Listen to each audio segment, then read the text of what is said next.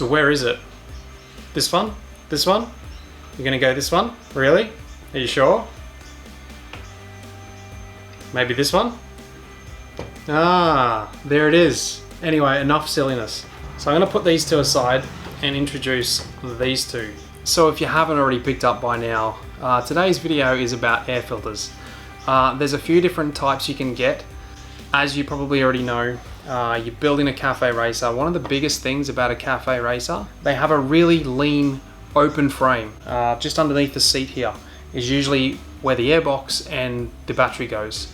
So when you cut these parts out, when you get rid of that airbox and you got to find somewhere for the battery, the problem you have is finding an air filter, finding something that you can fit that's obviously going to work, that doesn't just look good, but also performs. I just want to show you the difference. Both of these were purchased, I think, about $7 each. Thing is, this here is not meant to happen. I can take that flange off, that rubber flange, and it's a decent seal, but it's not air sealed. It's not tight enough to be, okay, no air is going to get through there.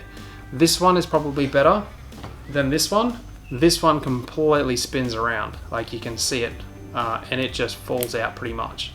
But that's not meant to happen. A quality filter, you can't even separate it. It's like one polymer, rubber, molded piece into the actual mesh itself. So I'm going to compare these cheap pod filters from eBay and Amazon to a brand which I have, which is DNA. There are other brands out there and they are probably equally as good. DNA is what I prefer. DNA, the guys at DNA are actually motorcyclists and they come up with cool things like this. It's a CNC cut billet top aluminium piece. They also have a synthetic leather and a different range in shapes and colors for those, which just really suit the cafe racer sort of motorcycles due to the fact that you want to put that sort of contrast in there to match a tank or a seat or something that just looks really cool. I really like the fact that they do that. So the first thing you're probably going to notice is not so much the shape or size or anything like that, it's going to be the cost. It's the first thing you're going to see. These are going to be more expensive. The quality brands are going to cost you more money. This is washable. This, I wouldn't wash it. I don't know what the material is inside there. I don't know if it'll last as long. Yeah, I just know nothing about it. So I don't want to risk rebuilding an engine or having a cafe racer and then putting something like that on there and then wash it and then find that the material is starting to tear and it starts sucking into your carburetors and you're going to pull your carburetor out. Yeah, I don't like that idea. These guys use a special cotton that they've designed and there's 4 layers of their cotton. I know that they use a marine grade aluminium mesh on the outside and on the inside so it's sandwiched those 4 layers of cotton.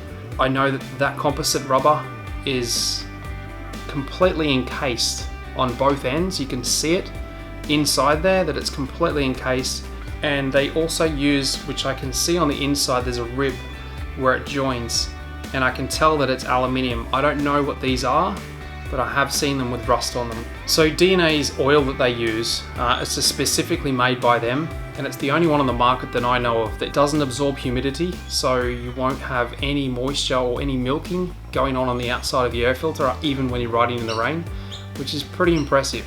So if you're looking at getting some air filters for your bike, go and check out DNA's range. They've got a whole bunch of different styles and shapes. They've got the billet tops, the rubber tops, the synthetic tops of all the different colors of those. But please, please, please don't buy these and put them on your bike. I know they're cheap and I know they're tempting. If you run an air filter like this on a bike, and let's say for instance you have a Scrambler and you're going through the dust and dirt, so if any of that stuff gets through your carburetor into your cylinders and that scores on the side of your cylinder over time, that builds up, you lose compression, you lose power, and your bike just needs a rebuild over a period of time. So please don't use these. They are rubbish. They're probably as effective as my sock. At least my sock won't rust. So I've spoken to the guys at DNA, and what we want to do is we want to run a competition to win a set of pod filters for your motorcycle of your choice. All you got to do to enter the competition is click the link in the description. So we're going to run the competition for 2 weeks. And after the 2 weeks is up, we're going to close the doors and I'm going to announce the winner in the upcoming videos. So don't forget to check that one out.